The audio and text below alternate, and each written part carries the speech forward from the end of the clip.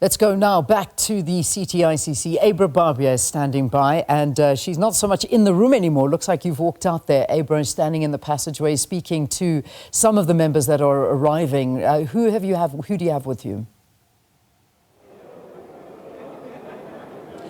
Leanne, yes, I did leave the chamber because we wanted to grab MPs. I'm especially hoping to get hold of first-time young MPs. The PA, one of their MPs, her name is Cleo Vilskut. She's only 20 years old, so I'm trying to find out exactly where she's situated so that we can grab her.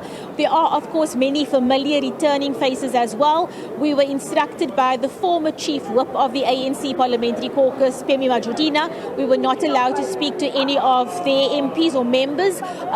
She directed all questions to the SG of the party, so that's where we are on that. Quite a few EFF MPs also came through. They've all headed straight to the chamber. But we will obviously be catching up with them, if we can literally catch up with them as they make their way, because they're all moving quite speedily past all the cameras. But I am going to quickly chat to Lawson Naidoo, constitutional analyst, who's always on hand to assist us with any questions we have.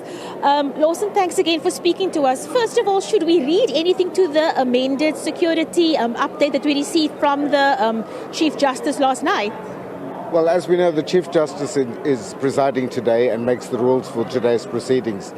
It seems to me that this is just bringing into play the existing rules from the National Assembly to make sure, so it's a cautious approach to ensure that there are no disruptions to today's proceedings. They're likely to be very lengthy in any event, so we don't really need any disruptions to prolong it even further.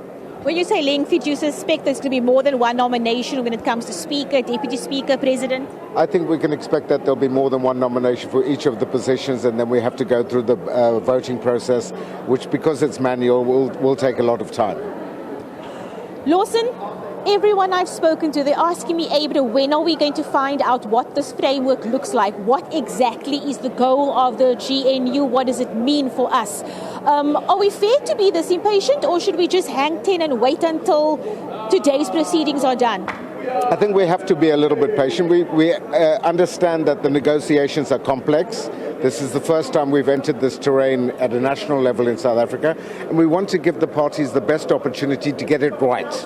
So what happens after today, after the president-elect is elected today, they will then be inaugurated next week. And it is only at that point that the current cabinet ceases to exist. So we will only get the new cabinet after the president is inaugurated. So there is a little bit more time left, but we need to be patient because we must make sure that we get this right. Lawson, I don't know if you can answer this.